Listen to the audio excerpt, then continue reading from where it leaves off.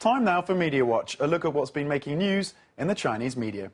The strong cold front that has been sweeping across most of northern China over the past few days has seen temperatures drop by as much as 55 degrees in some areas. The National Meteorological Centre has issued second level or orange alerts due to the cold front. The storm has brought strong gale force winds, and the centre forecasts temperatures in parts of Inner Mongolia, Shanxi and Hebei provinces will fall to minus 22 degrees Fahrenheit. China's State Electricity Regulatory Commission said more efforts will be made to ensure the electricity supply is maintained and there is safe operation of the thermal power system. The China Daily reports a Xitang church says it aims to keep Christmas religious in China, despite the growing influence of commercialization. There are an estimated 70 million Protestants in China, and the holiday has become more popular among Chinese people, many of whom don't see it as a religious holiday.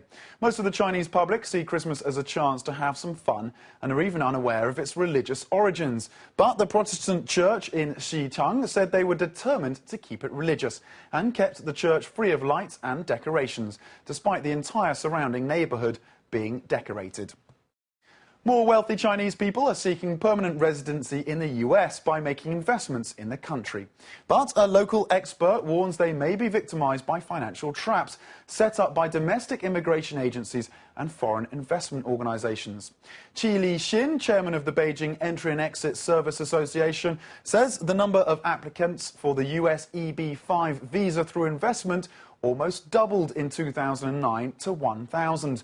The visa requires a minimum investment of $500,000, but Qi says their investments are insecure and there's often no system in place to avoid people losing money on bad investments.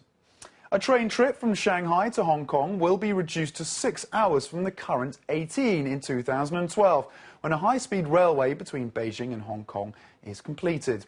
And the China News Service says the new link will cut the trip between Beijing and Hong Kong to 8 hours from the existing 23.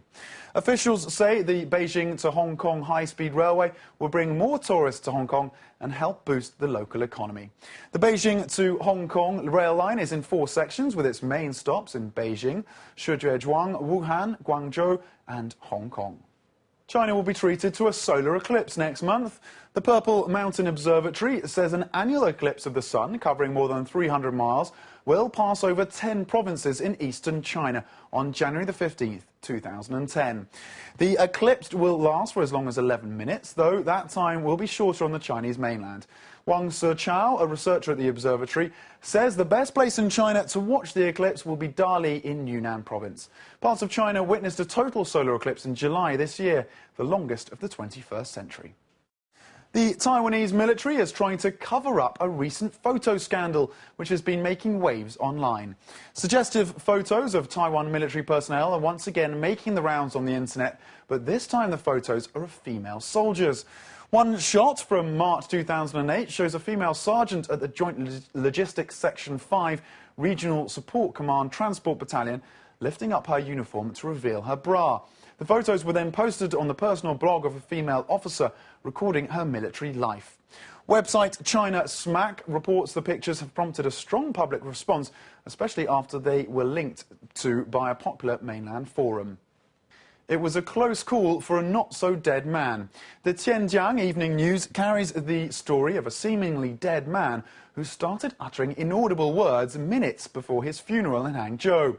Zhang Daobao, a 70-year-old cancer patient, was sent to the funeral home after his sister found him lying motionless at their house. Staff at the funeral home say the deceased was about to be put in a refrigerating facility when his mouth started moving. The workers rushed him to hospital, where doctors confirmed he hadn't yet died. But unfortunately, he did succumb to the Grim Reaper a few days later while undergoing treatment for his tumour. And that's today's Media Watch, and in fact that's all for now from the team here at BON News. Thanks for watching, and see you next time.